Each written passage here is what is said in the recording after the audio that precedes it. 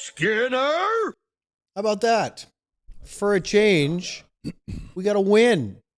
I know it's kind of ridiculous. The Stars are 1 point away from 100, but they snap a 4-game winless skid with their first victory in over a week. So let's get at it. Stars, post-game, DLS. Years earlier. Right now.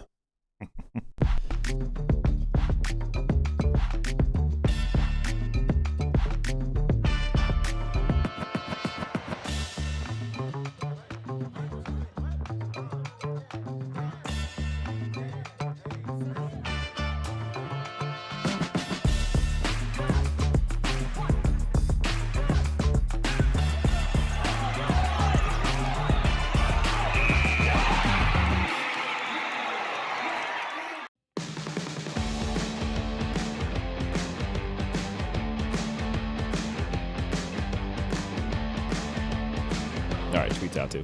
All right, everybody. Welcome to the DLLS Stars post-game show alongside Craig Ludwig and our new pregame host, Sam Nestler. That's right. It's his forever.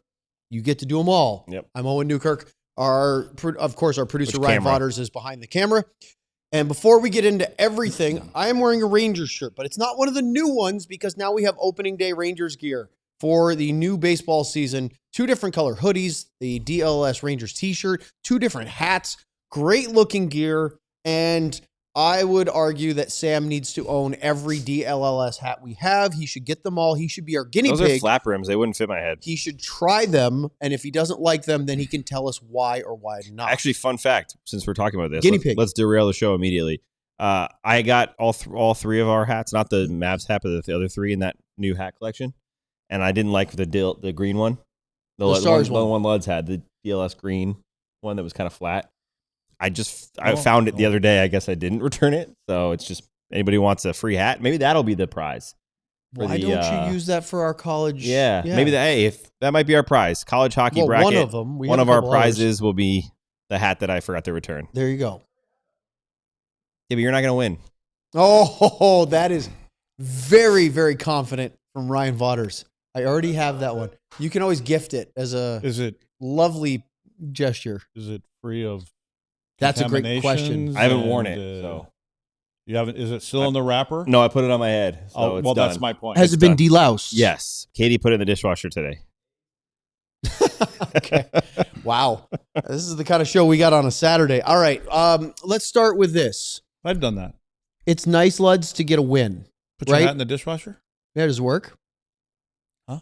Said, does it work? Yeah. You know, my future father-in-law. You got to put the hat rack thing on it or whatever it's called. Keep it from losing shape. From losing the brim. My future father-in-law doesn't clean his clothes very often. Instead, after he sweats doing yard work, he just jumps in his pool, takes his shirt off, and hangs it outside, and then his nickname puts it back on the next day. Huh? Is his nickname Pigpen? Pigpen? No. Have you seen that cartoon? Yes. No. Yes, Wait, you do know who the Pigpen Peanuts. is. Yes, he does. Yeah. All right. Seen the Peanuts movie too. That's an interesting move. Just dive into the pool Just with goes your in the clothes pool on. and then just those are clean. I've met your father. Chlorine. Ish. Yeah, you Or have. 2B. Yep. Yeah, he's diminutive. Yeah. Yeah. Yeah. Like y'all. Yeah. He's a grinder. College hockey or college lacrosse player. All right, everyone. I told you I was going to derail it, whether you let me host You or did. not. Do you want to talk? No, I'm about good the, now. No, I'm talking about the Stars. Or do you want to keep talking about washing your clothes in your pool? Well, they've won, show so is talk about them, derailed. Sam. There you go. Thank Show you. is derailed. They won the game. No, I thought it was an interesting wave, kind of how the game went, because it felt like the start was going to be another one of those. Oh boy, they're not going to create enough. They're turning the puck over. Even when they get the power play, they're turning the puck over.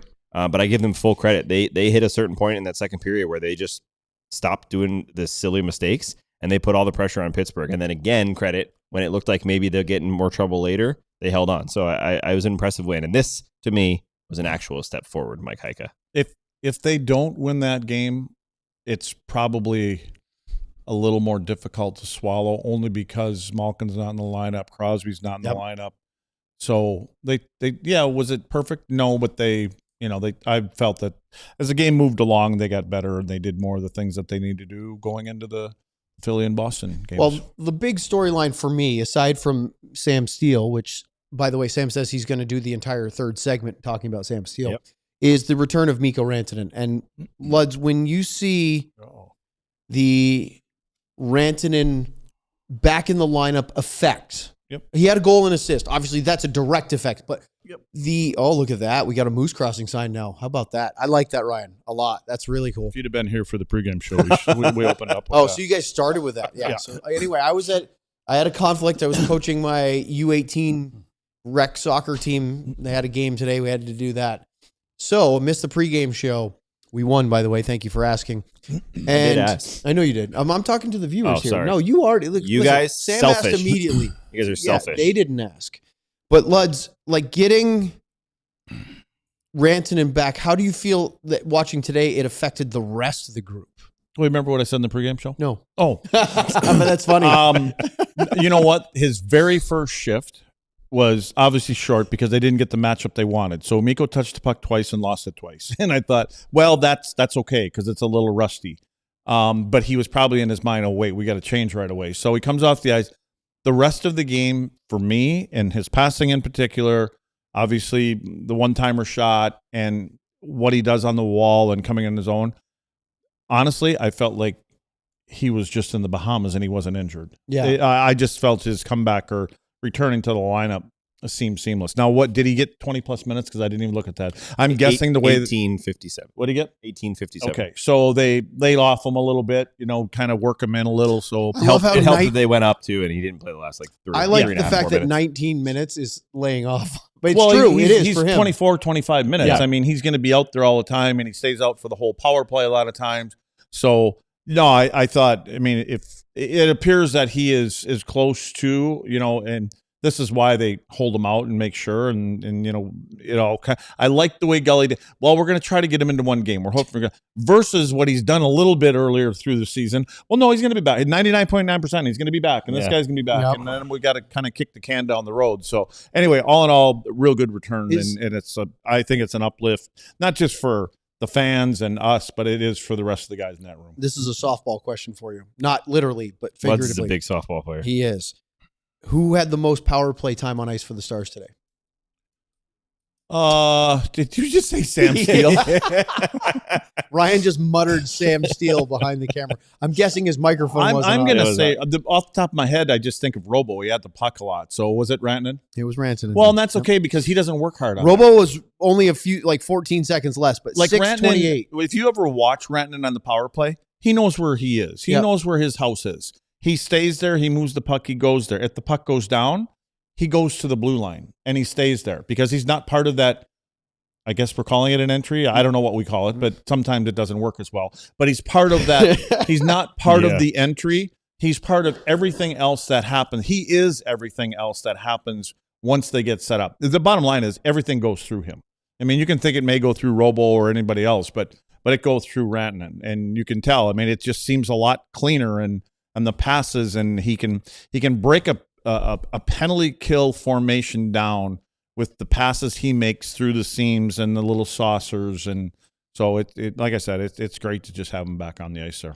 Do you think, Sam, that he looked as sharp as Luds laid out? Were you happy with what you saw from Mikko Rantanen? Yeah, he looked dangerous. And you know what? Luds and I made a point really early. He made a play, maybe a second or third shift on the power play. Was Owen here for that? No, it wasn't here yet. Okay. But it's going Sorry. to be a whole show thing. I'm That's guessing. okay. Yeah, this bit will not end in the next 5 minutes. It's but, okay. But it was one pass he made. He picked up the puck in the corner quick and threw it to the point, and the point came back down to him on the wall, and he just made this little heel touch pass. It was right on the tape, and it was like, okay, yeah, he's ready. Oh, the one that went back. off the wall? Yeah. Oh, yeah. It was he's this just already ready. nonchalant. And what is that? What does he do? He knows where that player is down behind the goal line, you know? And there were a couple other things that he did today that was just so Rantanen-ish. That's not. That could be a thing. Might be. The way he does it. Think about that. So, what about the way they lined up today? Sam, you had a prediction. You got it right. Mm-hmm. Kudos to you for that. Thank you. Did you like the way the lines looked with Rantanen back and the way that they jumbled them? Yeah, you know what? I still haven't seen a lot from Bunting. Thank you. Yeah, I still give him the wiggle room of the fact that he hasn't been here a long time. But I didn't see the lat line really clicking with Johnson and Rantanen. I think they're still searching for what that's going to be, and it could still be Bunting. We all know that new players can sometimes they just hit a mark, and all of a sudden they're a perfect fit and they look great. If it doesn't work, though, I imagine Justin Hryckowian is going to be on that top line to start the playoffs. Like, why not? I don't know. You guys know how I feel about Bunting. I think he's a really good third line guy, and I think he's going to be effective and everything else. I don't think that's a spot for him. As a matter of fact, that goal from E65 was really, I put that on Bunting because he took off and he exited the zone, and it's the reason that pass was to go. The puck stays in the zone, and it's the reason the pass makes it across for Karlsson's shot. But again, he may be used to another system where those guys generally fly out of the zone and try to create space. But otherwise, I don't know. But to be honest, I only think that there's one guy that belongs there. When those two are back together now, Wyatt and Mikko, and for me, it's Robo. I just think that's the guy. But I know that when Hintz gets back, they have a. Well, I don't look at it as a problem because now you have duos that are really super together. And again, it is going to be about who do you put there, and maybe that's where Bunting will fit in. Once they get up there, and give them a little time, I guess. I'm not going to, kick him out of bed and you don't even know yet. I know Sam Steele's dealing with an injury, so you can't put him out there for right now, but is Jamie Benn, Matt Duchene your third duo? I think so. But that's when you say Ritzy may be the guy up there on top, as you said. I like Hryckowian on that line, and I'm okay with. I think again, Hryckowian to me is that utility knife. Yeah. I think Gully and those guys just kind of say, okay, we got a hole here. Let's plug 49 in there because he can play on the wing, he can play in the middle of the ice. So I don't know. It's almost like that's a missing piece for him right now. Are we back to where we don't have the one piece? We didn't have the top left guy. Do we have a right? Is Bourque now going to be your top six? I've liked the way Bourque is playing. I think he's certainly good enough to be that. Yes. So now we're just looking at why can't wherever Robertson's not is the hole. See, I just wonder if you can't take Jamie and put him on the left side with Duchene and then put Bourque over on the right side. So then who goes on the right with Hintz and Robo? I don't know. That's the problem. Yeah, I just can seems Ritzy like they're play missing... right? Because he's like the answer for all these is let's put Hryckowian on there. Yeah, well, maybe he can play right. Maybe they'll get someone at the trade deadline. Yeah. Well, Luds, that's the one thing, and we can talk about it more when we get to the Calgary game, which is I believe in a week or so. Anyway, no, next week after. When you watch, I don't know if you watched this, but I'm sure you did. Blake Coleman had a press availability after the trade deadline, and he looked pretty disappointed. He said all the right things. He was very politically correct about it, which is a good pro. But I could just all over his face, it was like he was disappointed he wasn't a Dallas Star. He was, and we were texting back and forth, and he just basically said he didn't know. He didn't. So it was almost like he wasn't kept in the loop, but he was hearing things and this and that. But he also did say maybe it's a good thing he didn't come here because the other option was was Colorado. So that just makes them stronger. But you're right. He's a good pro, and again, it doesn't mean that he can't be here. Just because he's not here right now. You're talking about for off season, maybe? Well, maybe he could be here. Yeah. If you were trying to move a player a month ago, why wouldn't you be looking to move him? Because they're looking to. Obviously not for this playoff run. No, that's what I'm saying. It's not like that book is closed, and I don't. And the cost for next year with 1 year left on his deal might be cheaper than what they were asking for. Yeah. I got the impression from reporting I saw that they were asking for a first rounder plus. Yeah, and. With Coleman's term and his abilities, and Jim Nill basically said, "Look, I've been handing out first rounders like candy. Look, I didn't do it this time." I think that was the smart move organizationally for him not to do that, Sam. But tell me I'm crazy that Blake Coleman wouldn't be a good answer to maybe that piece we're missing. Yeah, he has 1 more year. Is that right? After this year? Yeah, no, I think he's a perfect fit. It clearly was just a. We're not going to do this again, as you just said. And I imagine they thought what they did filled the holes enough. The one thing that they didn't fill with Myers and Bunting is that experience. Right? We talked all the way up to the trade deadline. Blake Coleman was a great player that could score a little. It was a grinding type of winger. All the things on the ice, but the big one was that he'd won the cups. He'd been there. He'd had that experience. They did not add that, so they're still at. They have it. They have a bit here and there. especially now that plenty of Rantanen's here. experience, but not championship experience. Been through it. I mean, Coleman won it in the bubble, and then he won it in the shortened season, right? So they won it in a couple of really bizarre kind of years. Yeah, but even so, they were a great team. There's no doubts that they were the team that probably deserved to win. No, I'm just saying it gives even more maybe that they had to go through the craziness of the bubble to deal with. Luckily, Jamie Benn did too for a lot of that. But I think I wouldn't be surprised if he's a target as soon as we hit July 1st. Well, it'll be interesting to see what happens with that. But from the Stars, it does feel a little encouraging. Not only do they get Rantanen back, but they get off the snide and win a game. Did Minnesota definitely loses it over? I didn't see the final. They were down 3-0 for a bit. I'll pull it up real quick and take a look because that's a big deal. They lost 6-3 to the Bruins. So that updated standing in the Central Division is now 5 points, and Minnesota has 8 games left. Dallas has 9 games left.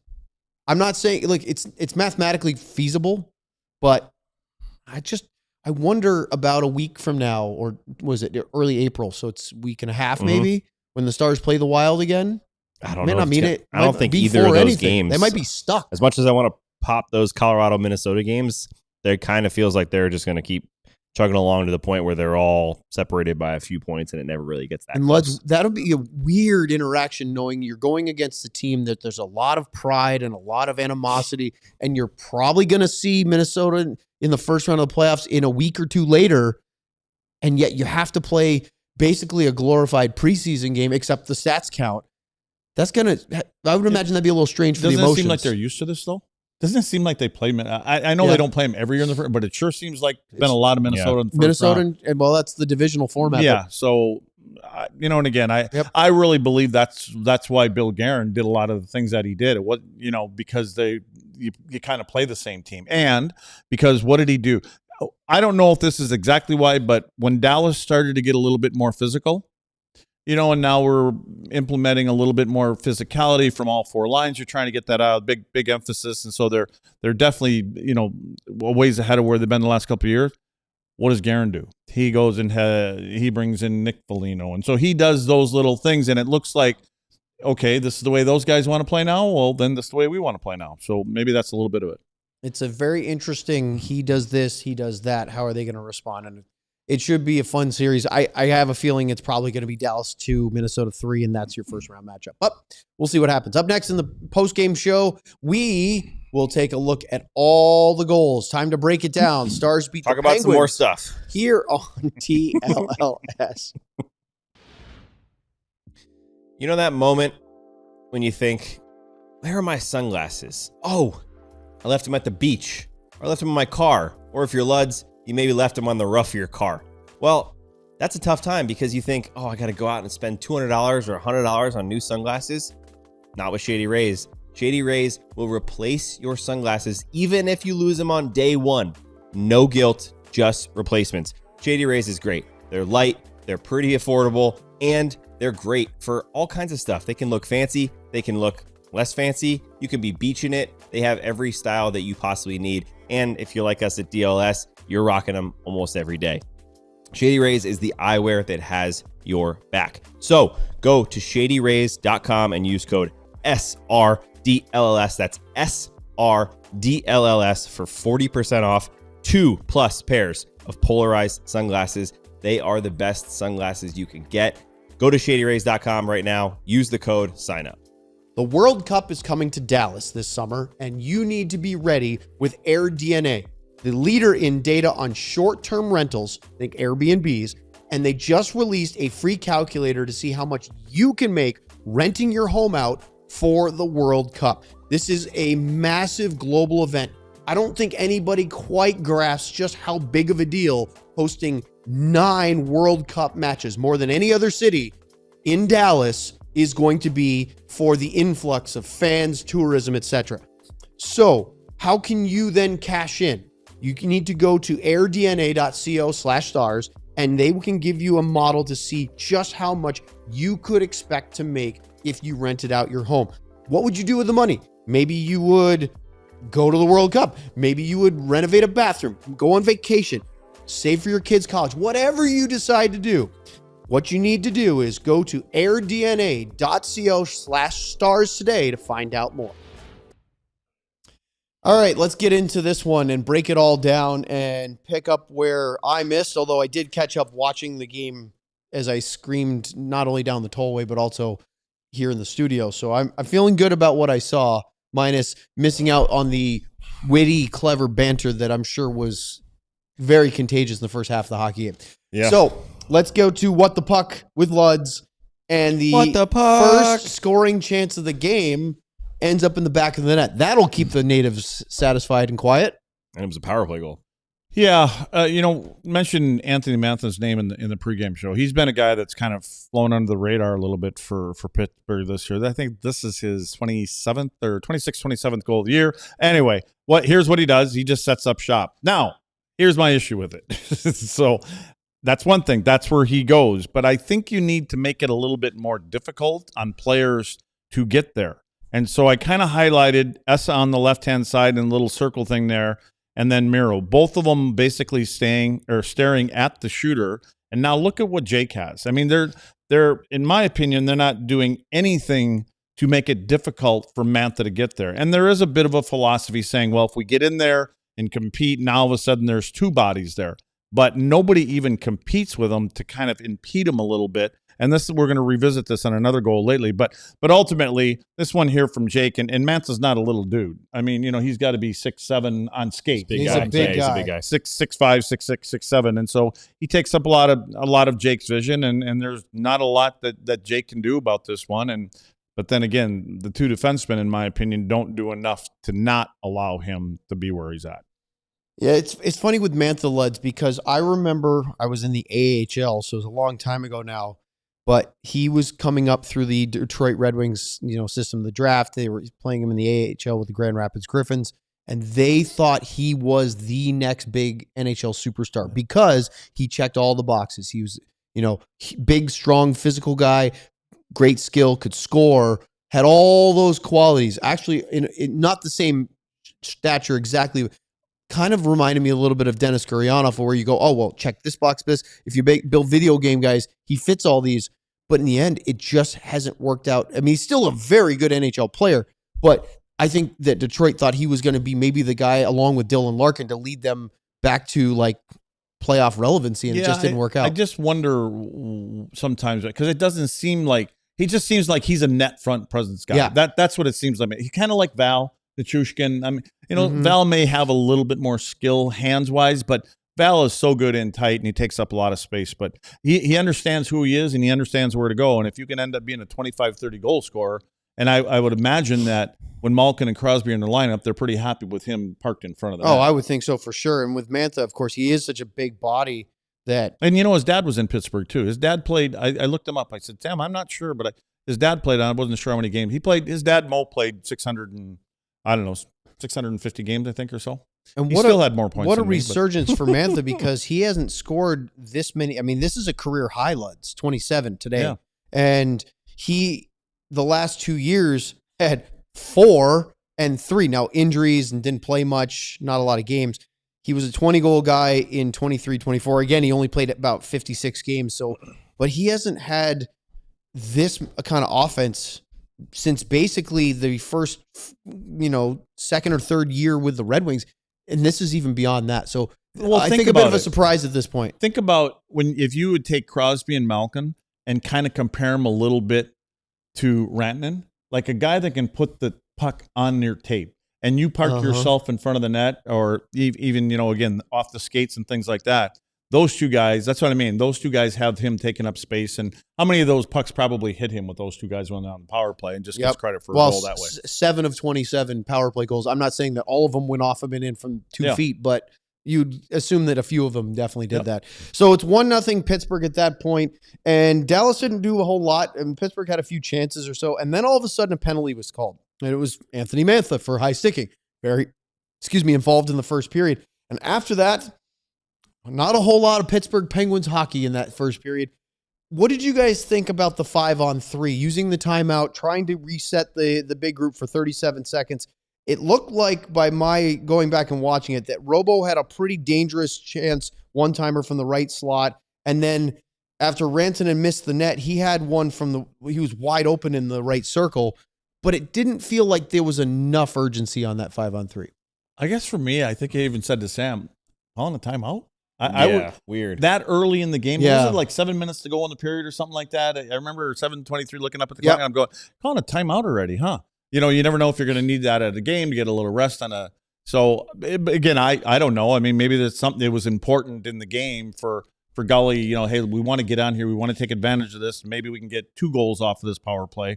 That might have been the line of thinking. I wonder almost if he didn't like their start so much too, right? Like, when your team doesn't look good, it's like the same idea when you pull a goalie 4 minutes left instead of 2. When you're thinking, you know what, we're just not creating a lot. Let's throw the wrench in here. They probably thought we need this goal or at least need this power play to look good.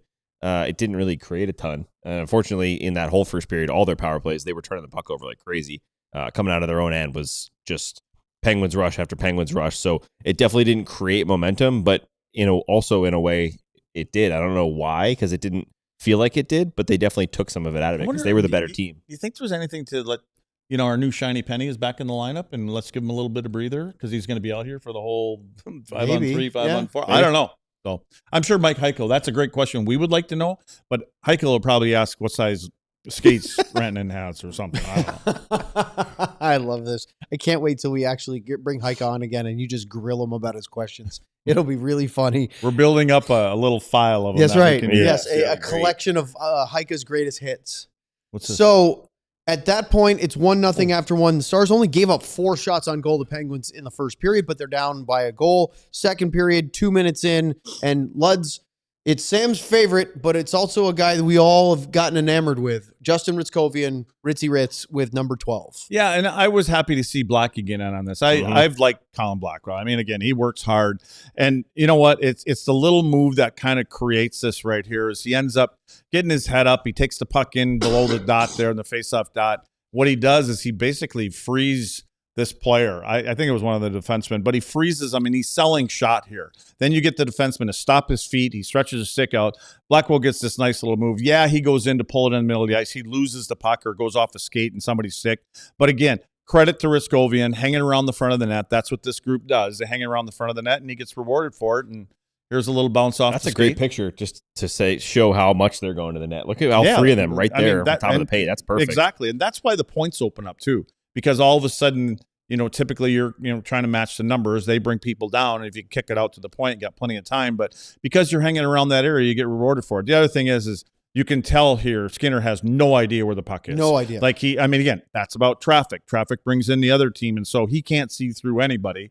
And so ultimately this puck is going in the net and he still hasn't located it. Stuart Skinner not knowing where the puck was a common theme. Is that redundant? In this game? I think we could say that. I think unfortunately numbers-wise for him, we got regular season Stuart Skinner not He was good Dallas early Stars. too, but then he started his team didn't. He doesn't help him look a through lot traffic the best sometimes, and he did not today. Well, 48 seconds later, EK65 showed why he's one of the hottest scoring players in the league since the Olympic break, as he makes it 2-1 Pittsburgh, which would, interestingly enough, also be their final lead of the game. And he's had a emergence this year. He's a really good player there, so completely different. But here I go back to the 50-50 puck battles. It's lost here, should be won, but it's lost here. That's how the puck ends up sliding out here. But then you can't even see in the picture frame right here. Bunting, you can barely see him right behind the defenseman. This is Bunting who flew out of the zone. Now the puck just gets moved across, and then all of a sudden the seas just kind of part. Now, this is one of those that we're kind of shaking our heads at right away, as Jake sees this clearly. And Essa and Miro do what they do. They get out of the way. So the sight lines are here for Jake. And somehow this thing goes over the glove, between his shoulder, or wherever. And I just checked. Yeah, I wondered about that. It was not tipped. Didn't even come close. So there was nothing there, no kind of deflection, and it just beats Jake. And, see when you throw both arms up like that sometimes, I wonder if you don't know where it's going. He looked lost on that. But there's no... again, there was nobody in front of him. So anyway, usually as a goalie, and this is the same in lacrosse, which is the reason I know a lot about it, is that when you end up shrugging, you didn't read it right. Because in lacrosse, if you end up shrugging, it's usually because your stick's down instead of up where it should be. Goalie in hockey, he's kind of leaning to his right, thinking it's going right. Yep. And instead of being able to get his glove up because he's leaning right, his reaction is just to get big. Where really, if you're seeing Jake seeing that shot like he normally would, when he's on his game, that shot comes through. He actually reaches out in front of him because it's right here. It's right over the collarbone. Yeah. He reaches out in front of him and catches it. And it's usually an easy catch, toss it out to the circle. He snags it. That's he throws snagging it, it right there. And, well, he didn't see it well right off the stick, that's for sure. One thing that the Penguins did not do well was discipline. And we'll talk about it on the other side of the ad break because the Stars power play went to work in the second period. We'll get to that next here on DLLS. You know who's back, right? 96. Moose! Yeah, the Moose is back. So let's start with the Moose shirts. There's the finisher. Well, his finisher is fine because he finished one today. He sure did. He finished one. And then we've got the other Moose one, the big Moose one. There he is. That's that Moose mode right there.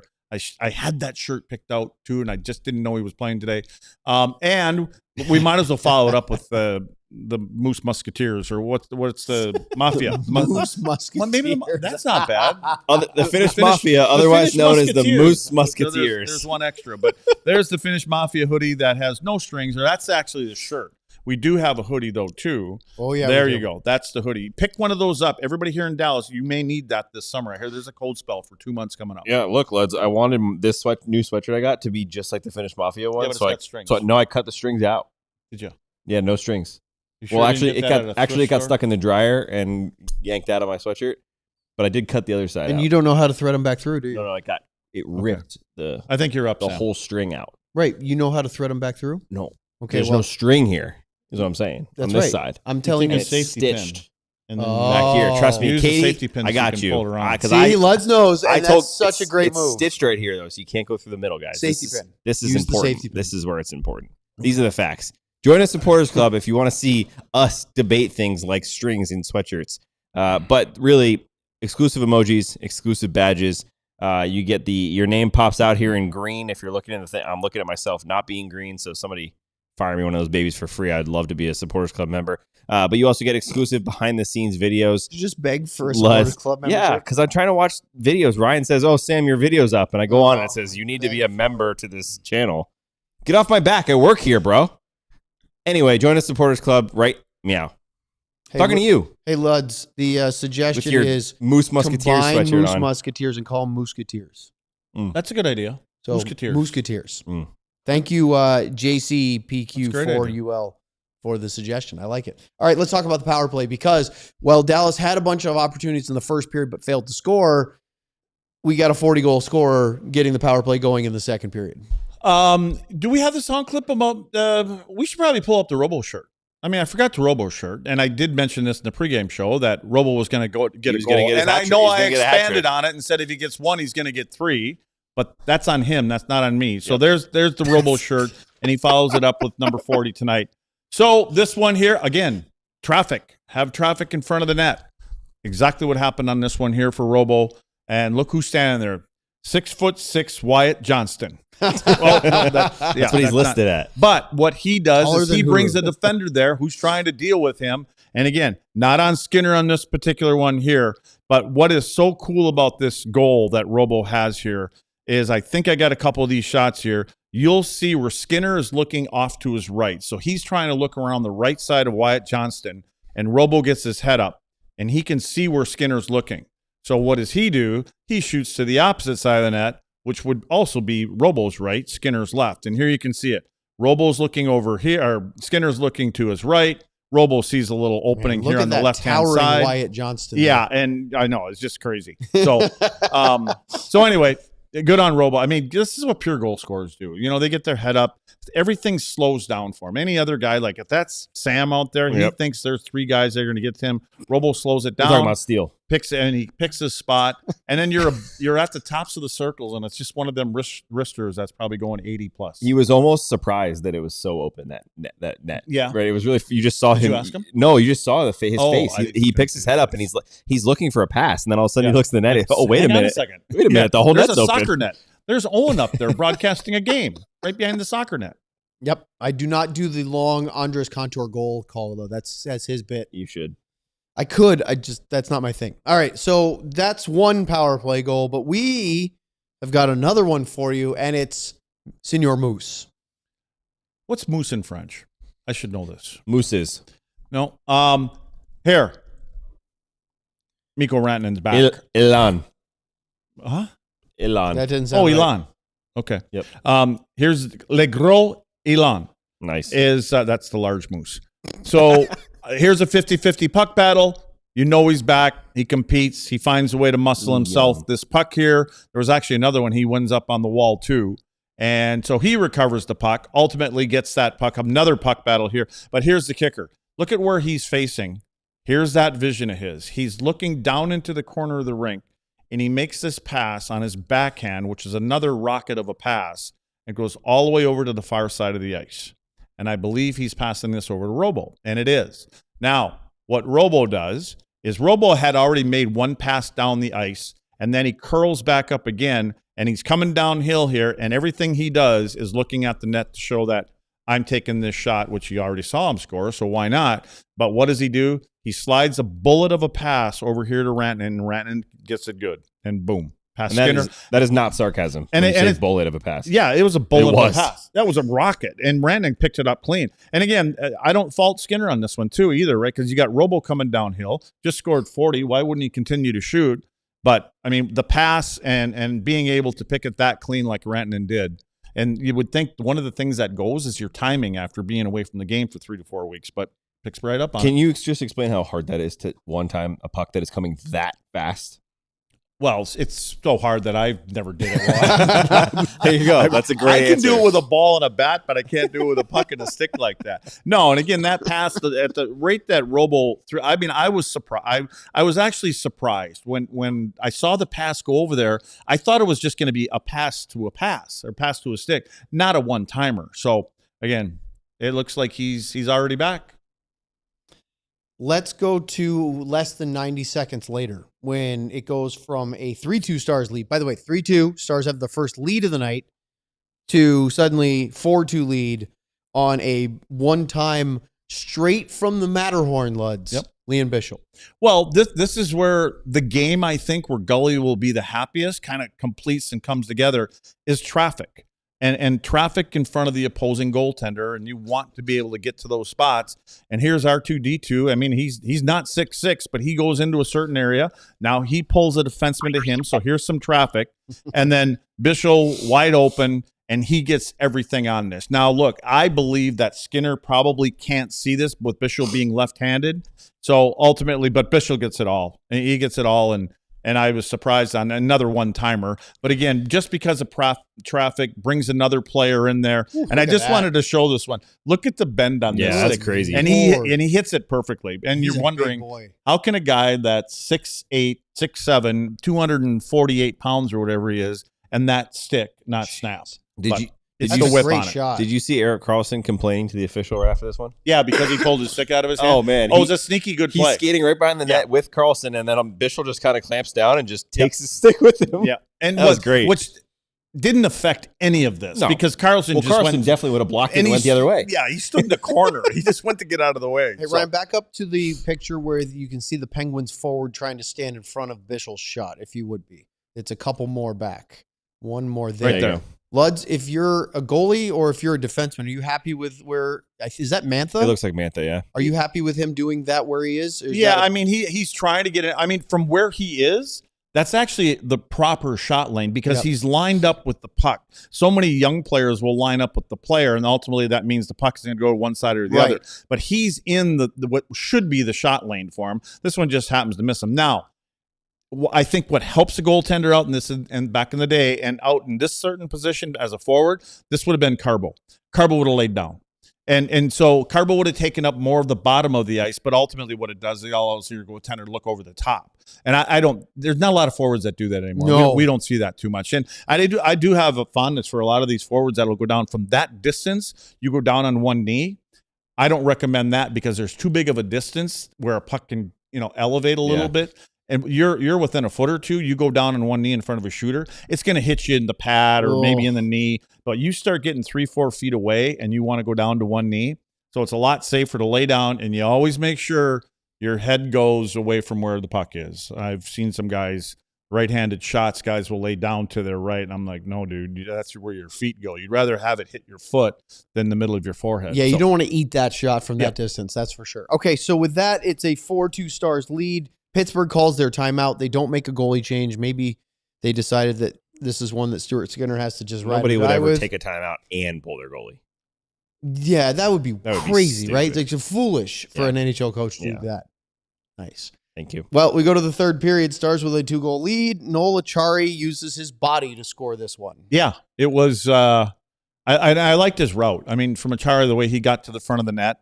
But again, I'm telling you, there's a theme in this whole game. This is all about traffic for the goaltenders, and it's a puck that could have been out. Essa tries to make this little pass up here to Ritzy, and it was a good little bump. It's a bump pass. Ritzy's got to get the puck out. He doesn't get it out, and I think it's Soderblom that takes the shot. But the route, here's the route. And again, some people will say Tyler Myers, and I was the first to look at it and go, Tyler Myers, you need to seal him out.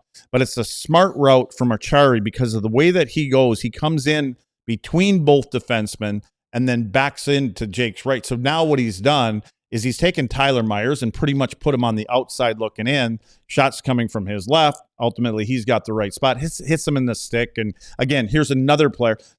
Now, again, Thomas didn't do a ton, as far as keeping another player out of there. I mean, he's trying to front the puck, but ultimately, I think this one either hits it in the shaft or in his hand, and it goes in. And that makes it a little more nervy because, Ryan, we got another Razor proximity goal. Oh, yeah. Proximity goal. Oh, yeah. He said it. I heard it. I can't believe goal. It's a thing. You too. We'll have to bring Razor on and talk about this. I wish I knew that earlier. I would have brought it up to him. Did we play Razor's other? Oh, yeah. The one Razor have anything funny recently?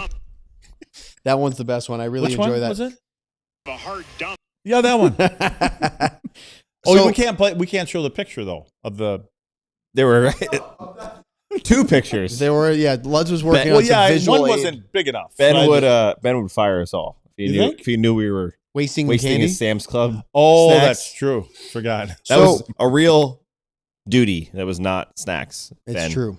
Noel Acciari scores at 8:54. That makes it a 4-3 game. They get a power play. They had a couple kind of looks, nothing crazy. And then Mavrik Bourque, not once, lethal, but twice. Once from the defensive zone, once from the neutral zone. 2 empty net goals, his 15th and 16th goals of the season. Tyler Myers picks up a point on the first empty netter, and then Ben and Lindell the assist on the second. Stars win 6-3, so they stretch it out. Looks a little farther than it was at the end. How about this? Dallas only ended up giving up 12. Les, you talked about the story of the game being going to the net and creating havoc and not letting the goalies see pucks. Jake Oettinger had to make 9 saves on 12 shots to get his 30th win of the season. Well, again, look at the roster. Yep. Missing Crosby and Malkin are huge. It was. I just want to say one thing about Mavrik, and I think I brought this up a few games ago because there was another situation at the end of the game. The other opponent had the extra attacker, and Gully had Mavrik out there, and I thought it was good for Mavrik. Yes. Now he's out there again. Yep. So it's obviously showing confidence in Mavrik, knowing that at end of games, not only can he understand and play in the right areas of the ice, be in the right lanes when there's an extra guy on the ice, is that when you get an opportunity to seal the game with an empty netter, Ovechkin-ish, he buries him. Obviously. I love it. He gets a 3-point game. He had an assist. He had the primary assist on the Lian Bichsel goal. Sam, what would you say if I told you that the folks in Pittsburgh named Mavrik Bourque the number 1 star today? Did they really? Did they really? I mean, you have 2 goals. Number 1 star. He had 3 points. You have 2 goals. Well, you know what? If you're a Dallas Stars fan, he should be the number 1 star because this team does not score empty net goals. And That's he true. got 2 of them in one period. Now let me ask you this. It was Bourque 1, Karlsson 2, and Robertson 3. If you were going to name a first star today, assuming it's from Dallas, who would it be if it's not Bourque? Yeah. You know what? Robertson, probably. 40th goal? Yeah, 40th goal, and he had the really good assist to Rantanen on the power play. I think he was the most notable player of the game. Okay, but for me, I would probably go Rantanen, but I think your top 2 are those 2 guys. And you want to throw in EK65 because it's a home team. Yeah. You're going Rantanen because he's back. Well, I'm going, I'm impressed arena. with how he did goal. I didn't notice any rust and a lot of those other things, and that just means he's going to get better as. Any chance he doesn't play tomorrow? That he doesn't play? Yeah. That's foolish for me. I'm just curious if there's unless he says there's I wonder a if little... that's the plan. Well, I want to ask you guys about that because when Gully at the beginning of the weekend, actually we had Jim Nill audio before that, said that he'll probably play one of the games of the weekend. We all had this conversation and said, well, it's going to be Sunday because when players are injured and they come back, they don't typically get asked to play back-to-backs because it's unnecessary physical strain on the body when they haven't played for a while. Mikko hasn't played since the semifinal of the Olympics when he got hurt against Canada playing for Finland, didn't play the bronze medal game. Are you at all surprised that they're going to let him conceivably play back-to-back? Why not? Why would it be a surprise if he's healthy? Yeah. I don't think this is I don't think, again, I don't know. Obviously, I don't know. I don't know if this is a coach's decision, a trainer's decision. I would say more importantly, if Rantanen comes in there and goes his ice and says, listen, whatever it was, we don't know what the hell it was, right? So a little sore, got tender towards the end of the game. Well, then we take tomorrow off. Rantanen comes in and says, made it. I'm good. There's no way he'll play. There's no way he says that, right? No, I don't think Rantanen's been in the league for a long time. He understands the important time of the year. If he feels that it's a little he's not going to do anything foolish. He would go, you know what, it is a little sore. I'm cool. I'll go. But now, and then they're going to go, no, we don't need you right now. We saw what you can do.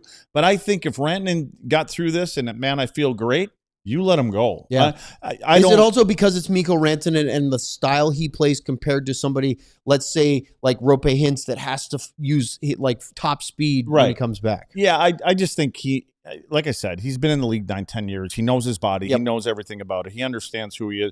And I just think how many times we watch this guy on the ice by himself. You watch him in the morning, he's dangling the puck. He reminds me sometimes of Kucherov. Yeah. You know, the things that we see where Kuch is out there 20 minutes before and he gets in his office over there on the right circle, does all of his little things, and that's all he does. And he does everything in super slow motion because this is what I go through. Methodical this is my stuff. routine. Yep. I come here and I think Rantanen kind of probably does all that stuff. But yeah, I mean, they did say he's going to play one game on the weekend, but again, and because they are back-to-back, to me, it rests with him. That's what I think. Well, Sam, I don't know if you remember this from earlier this week at home. Rantanen was out for a morning skate, which was Tuesday for the Devils game. And Bastien wasn't playing. And he does his usual routine, which is when the special teams are going on, Bastien with, I believe it's David Peltier, usually will work on catching pucks that are rimmed around the dasher board, and he'll work on pulling them. And, it's one of those things you see Kucherov do at an insanely high level. Yep. So Bastien does that all the time. Well, because Rantanen was skating with the team, but not playing that on a night, line with Bastien. He hopped in and did that same drill. That's and cool. Listen, Nathan Bastien is a very talented NHL player. Mikko Rantanen is like here. So especially watching on that skill, right? But that's what I mean. Watching Rantanen do that, like Bastien can do it, but then every now and then a puck he'll miss one or go, oh shoot, and then do it again, miss one. Rantanen didn't miss. It's like watching Joe Pavelski go through his tip drill where he gets every single one. Yeah. Rantanen just makes those things which are hard for average players look so easy. Yeah. On top of that, he's also, I think Lutz has talked about it a bunch. He's one of the better players I've seen at looking over his shoulder before he gets to a loose puck or before getting a pass and making that play snapshot second faster than other players do. So it makes him special. All right. Let's talk more. We'll take your super chats, look at the out-of-town scores if we have time. Maybe we'll hear from Ryan Mike says Hryckowian. no. Maybe we'll just hear from Heike's conversation with Glenn Gulletson next here on the DLS Stars postgame show. If you love the NFL Draft, then this is your edge. The Die Hard NFL Draft Guide is built and based off of thousands of hours of film study, being boots on the ground, Shrine Bowl, Senior Bowl, Combine, talking to scouts, talking to coaches, really getting a feel for where these players are best going to fit and project in the NFL. And we're talking hundreds of players in this class. Cowboy fans, you got to have access to Fran Duffy's Die Hard Draft Guide because he knows exactly what the Cowboys are looking for and has in-depth scouting reports on everybody that can help this team. So help yourself and be informed about the NFL Draft. Make sure you got Fran's Draft Guide. All right, so what are you going to find in the guide? Well, you're going to find player comps. You're going to find strengths, weaknesses, physical tools, analytics, highlights, analysis from all across the space, everything you need to try and determine who are the best players for your team. You get access to the guide if you're a diehard, and you'll also get access to a couple of individual breakdowns I'm doing specifically for your team. All right, look, if you want surface level breakdowns, you can get them anywhere, but if you want independent thought, if you want thorough breakdowns on all of these prospects, become a diehard, get the guide. Or you can get access to the 2026 guide for just $26. Let's win draft season. Already? Hey, we're All back. right. Before we get into the super chat, We're back, and we have the combination. I thought it was interesting that we were talking about Bastian, but now I want to bring it up to Sam. Did you get a chance to look in and see when his last shift was? It was in the second period, early second period. So he did come out for the second. Yes, I believe second period. What was that? I think he's trying to say Oh, it's something. not an You read ad yet. something. Oh, because We're he's. an ad read. Oh, I was so excited to Did you come out guys of that not- and did get you back guys not into follow it. the He rundown? forgot because he wasn't here for the pregame show. Yeah, that's right. Oh. This is where I'm supposed to talk Didn't have about the Die rundown. Hard. Man, I don't know why he could have just said Die Hard instead of coughing it. He doesn't even have a microphone. Oh, he does. He just doesn't. He does. Like He using doesn't it. use Look it. at, we've already killed 40 seconds for you. Use the QR code if you want Fran Duffy's Oh, yeah. NFL draft guide or any of the other things we do. Sign up today. Support us. All the things that diehards do, you can get a free T-shirt of choice. Maybe you want the Robin Ventura, Nolan Ryan shirt, or maybe one of the Robo and Wyatt ones we talked about. Diehards get a discount, and we are in the middle of the NCAA college hockey DLS diehard only bracket. There's no way Sam's going to win this. No way. My first loss today. I was perfect. Finally? I was perfect, and I lost. How's UND doing right now, Wisconsin. Sam? It's 5-0 Oh, in the I second picked period. them to win it all. They lads. are looking pretty good. 11:56 left in the second. Was Nice. Bastian's last shift. Okay, so going back to Bastian, I'm not saying, like, look, again, Bastian's been a great soldier, in and out kind of guy when he comes in. I like what he does when he comes in. But now you've got Sam Steele, who's out at least for the rest of the road trip. Yep. Flew back to Dallas. Gully surprisingly said groin or hip flex. I think because it was obvious, maybe. Maybe, it but they looks always pretty- just sort of say, oh, You're yeah, right, lower you're body, right. whatever, You're you know. And then now Bastian, we don't know what his status will be, but they do play tomorrow. And if he couldn't finish, maybe that's Makes me nervous. Usually blocking a shot, leaving as quick as he did, and not coming back is not a It usually suggests sore. something that's not a soft tissue injury. Yeah, so Yes. that's I hope for the best for him, but it's interesting. Luds and I were talking as soon as that happened. It's like, you know what? It's not that they're losing Mikko Rantanen or the biggest players that they have been missing, but they're still missing bodies. Number one, and they're missing important pieces. Sam Steele is a very important player on this team, despite the fact that he's been put in spots that maybe he doesn't thrive. Bastian's an important body too. I know they have bodies down there in the AHL if they really do need it, but you want the NHL experienced players here to be able to rotate in your fourth line. You have no idea what's going to happen in these playoff series. They're about to go in and play two heavy, strong teams. If they can get past the first one of the two, they're going to need all the bodies they can get. So it's definitely something to be concerned about, even if it's not your star player. I just saw what you sent me. This is a complete Oh, yeah, that was irrelevant. side. This is non sequitur. Yes, nice. I cannot believe that they let the U.S. men's national team and Belgium wear those uniforms. Almost the exact same. I mean, uniform one against each other. is a white jersey with the red stripes, the U.S. one, and then the other is Belgium wearing their basically solid white. It does not look like I thought that enough would be fun for contrast, you. but fortunately, it was just a friendly, so maybe not as big a deal. All right, back to this one. Reality? Oh, I have no idea where you guys were at. Or just, Yeah, that was no a clue total what's going side on. conversation I just brought in for no reason whatsoever. The amount of sweat on the back of my knee. Well, let's talk about goals, not non-sequitur. sweat. Man, Luds, it is Jason Robertson hot in became here. the latest 40-goal scorer for the Dallas Stars. Here's a list of the history of Dallas 40-plus goal scorers starting since the team moved.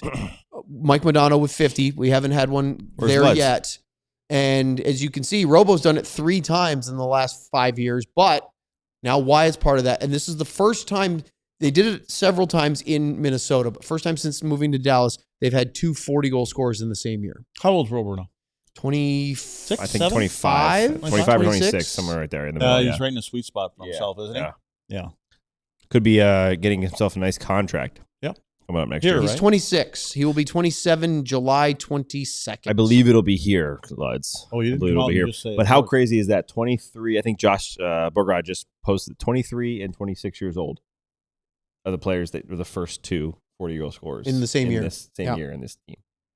This team's not only young, but they got some skill up top in the age group as well. They're built. They're built. In case you haven't heard.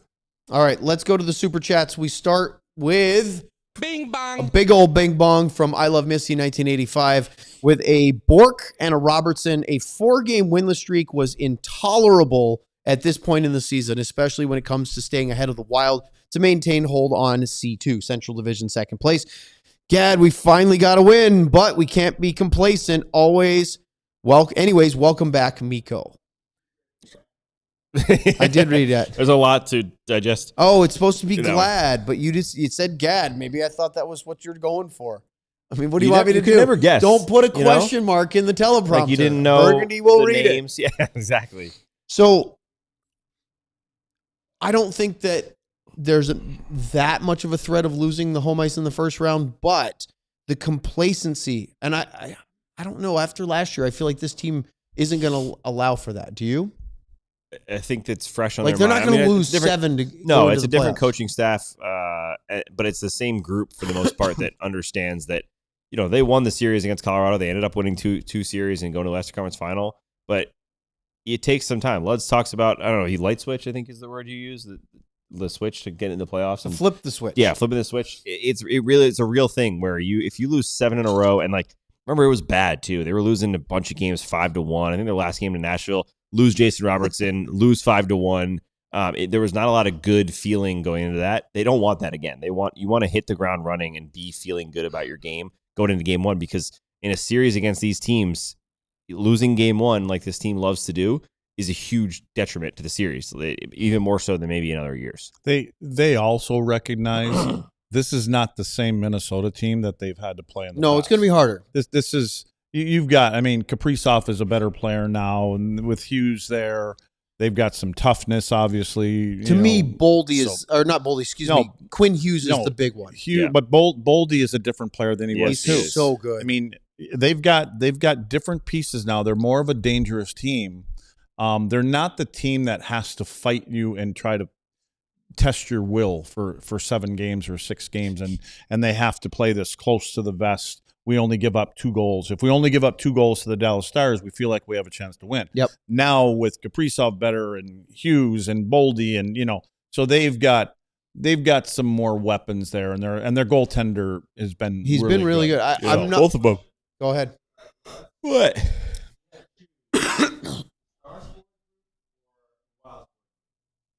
The Stars, what are the Wild Fork? Forward group. Nice. I thought I'd just get Good plug. Go Forward Wild group? Fork. We have the meats. You know what? That's a really good question. You know what? That's all we ask here. There's no way I wouldn't say the Stars, just because Rantanen's part of this group, Yep. and Hintz is part of this, and Robo's part of it. The guy that's Wyatt. got 30 some whatever he's got, 29 power play goals is part of it. Yeah, they have Boldy and they have Kaprizov for forwards. I don't know if this team has 4 of those. If I look at those guys.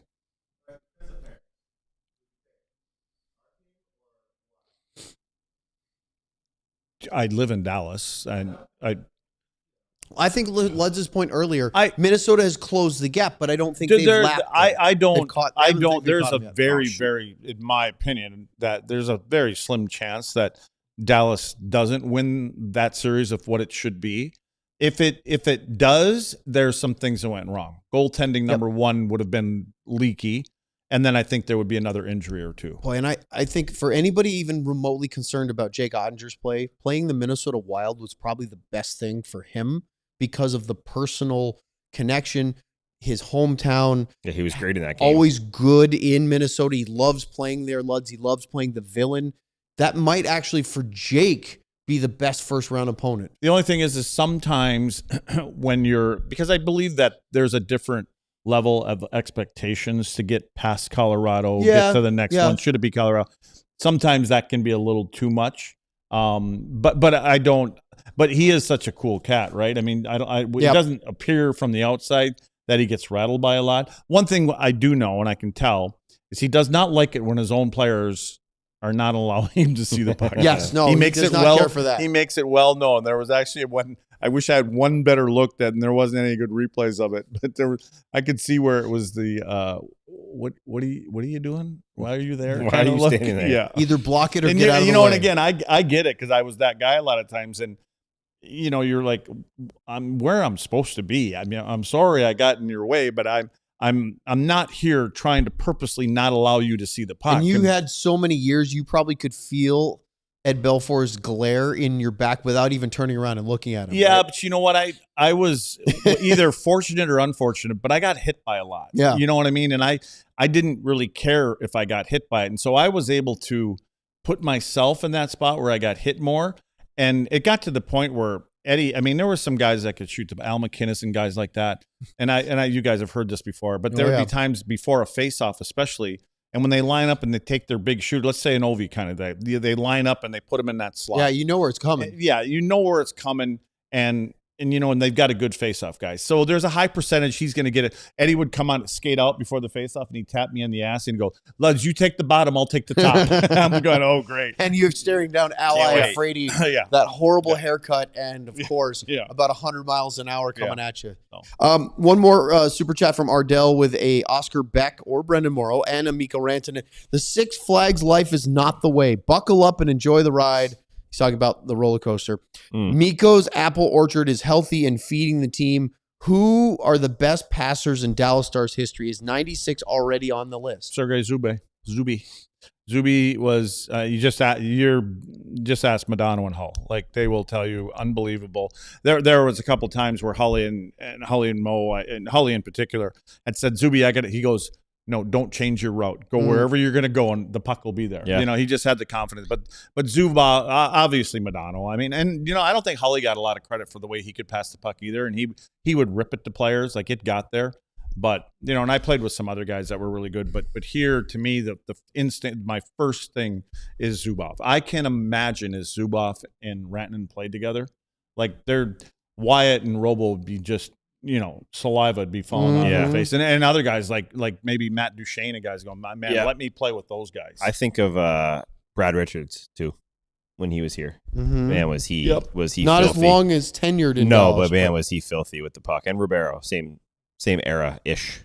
Yeah. I was just looking through some of the assist leaders, and Was Lettinen a really good passer? Yuri has a lot of assists. Yeah, but he was a worker. Okay. But he was the retriever that got it to somebody that got like I was looking. Klingberg has 303 assists for Dallas, but to me that's more about. I mean, he's a good passer, but it's the float. It's getting those tips. It's the saucer. It's different that way, right? So, all right. Before we go, we're out of time, but let's play quickly. Let's hear a little Gully, if we've got it from Mike Hryckowian, who thanks for sending that along. Here's some audio of Stars head coach Glenn Gulletson after today's win. Hey. Just what it was like to have Mikko back. Yeah, it's nice. Obviously, it took a little bit first couple power plays to get some of his touches back, but you can see what he can do, especially him and Robo. Makes you real dangerous. And then even 5-on-5, it does big body, protects the puck, hockey IQ. So it makes you a way more dangerous hockey club. And you always hear that, that guy scored that goal. Seems like that power play goal was the turning point in the game, and it was it's pretty rare. Yeah. I just like, Robo had a few of those arcs. He come in and shot a couple, and without even saying anything he spots, he knows there's a seam opening up there, and Rance knows where to stand, and you can see just two high IQ players connect. It was actually nice to watch from the bench, and you put enough of those guys on the ice together, they make things happen. When there was a switch between the first and second period, obviously the power play has a lot to do with that, but what else do you think was key to the change between the two? Well, I think first 11 minutes of the game, I thought that Pittsburgh played very well. They came out with a lot of jump. I thought they skated a lot better than we did. And then they forced us into some, we weren't executing because they were dictating the pace of play. So we talked about that at the end of the first, and I thought we did a better job of dictating the pace of play in the second. And then it kind of went from there. I thought we had a good second period, but got our feet moving and just started. When you're moving and you're not reacting, you actually get to make plays, and we kind of caught up to the speed of the game. And the power play didn't start all that well. It was 0-for-3 and then missed out on that 5-on-3 chance. Yeah. Then it picks it up. Just what do you think it did differently? Yeah, just Rance, and Robo, that the unit, they haven't been together for that long. We've had one practice here where they actually practiced together before, and I thought it just took a little while for them to get in sync. Pardon me, we moved Benny off, and then obviously Rance comes on. It took them a while to find their mojo, but like I said, those top guys will find it pretty quick. You talked earlier about playing teams that are desperate. How important is it in a game like this? I know they were missing key guys, but they clearly were a desperate team. Very. I thought they played very well. They played very structured. They play with a lot of passion in their game, a lot of intensity. I thought that it was a tough game. It was a tough game for us, and kudos to them. They're playing without two superstars. I want to, when they talk about that passing play between Robo and Rantanen. So I want you to imagine, and they were up there probably, Malkin and Crosby sitting up there watching that. And I guarantee when that pass, and they'd be sitting next to each other, when that pass went across to Rantanen and he finished it off, they'd have went, they'd have did that. They would have went, do you see that? And those are the two of the best players to ever play the game. They would look at that play and go, holy balls. Like, again, because of the pace that was on that pass. Yeah. I don't even know if Robo shoots the puck that hard when he's trying to score. Yeah. I mean, I was blown away with it. But I guarantee that those two guys saw that and they went, wow. Is that one of those, even for high-level pros, get out of your seat moments? Yeah, for sure. I mean, it's no different than when we see shots come in from the point, and Sid Crosby has perfected the shot with the forehand tip, you know. Yeah. And I've tried to work on that with our players because it's a really good, smart play. But you have no clue how hard that actually is. I've drilled myself in the nuggets so many times, like just going back up, just trying to show them how to do that.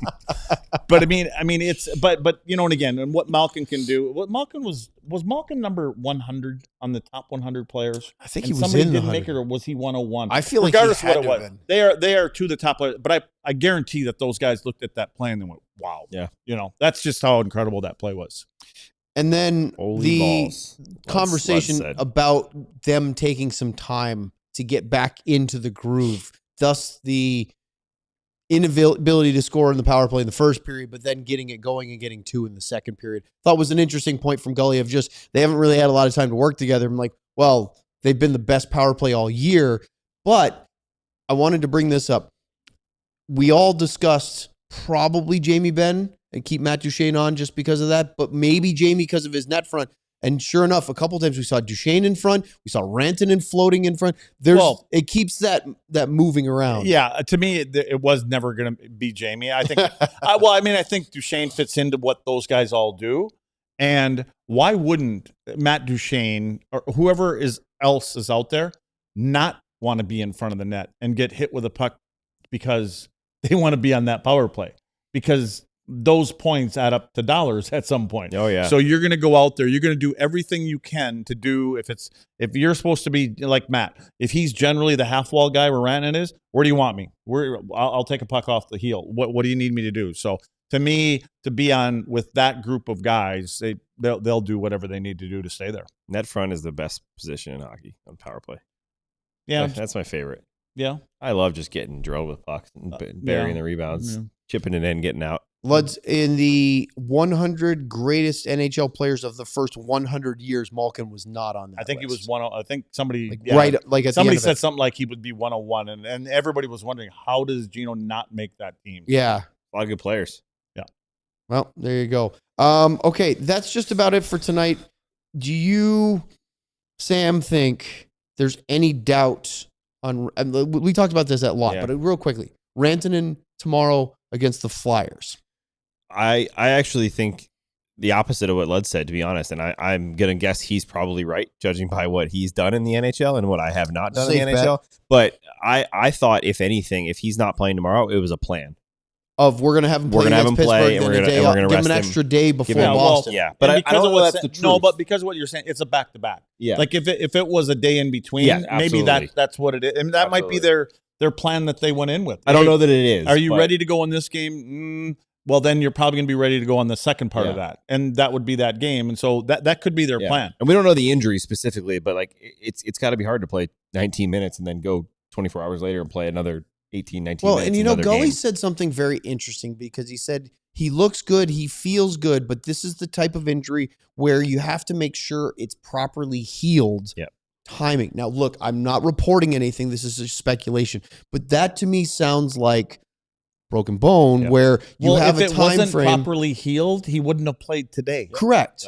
But if he says, well, he looks great, but we got to make sure that he's healed. So I just wonder if that, and different than a muscle injury or ligament, that they might be like, hey, once it's healed, it's fine. Yeah. That's what he's saying. The opposite. If once he's back, he's good because it's not something that's going to be necessarily. You're not worried about sore, re-injuring it right or away. Re-injuring it, but we are all guessing here. We'll find out tomorrow in Boston, eh? Lastly, Boston?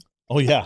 I was going to wait. I thought it was Philly. The Flyers are playing in Detroit right now. Now, a flight from Detroit to Philadelphia is not that far, but is there at all a little bit of an advantage? Dallas is already done. They're probably already getting ready to get to Pittsburgh to fly to Philly, whereas Detroit just finished the first period. They've got 2 more periods. They're going to get home later. They play at the same time. Make a difference? A couple hours difference. Yeah. No, it makes no difference. Okay. There you have it. Tomorrow's pregame show will be at 5:30, and the game will be at 6 o'clock right here from our lounge studio. We will be getting you ready for Stars and Flyers. We'll hear from Mikko Rantanen because he spoke postgame. We'll maybe see if there's anything interesting there. Jason Robertson with 40, and Mavrik Bourque, first star of the game with 2 goals and an assist, a 3-point night. For Craig Ludwig, Sam Nessler, our producer Ryan Vaughters, I'm Owen Newkirk. Thanks for joining us. Appreciate the super chats, and we will see you tomorrow right here on DLLS. Proximity goal. There's the new Stanley Cone. We all silly like the mayor.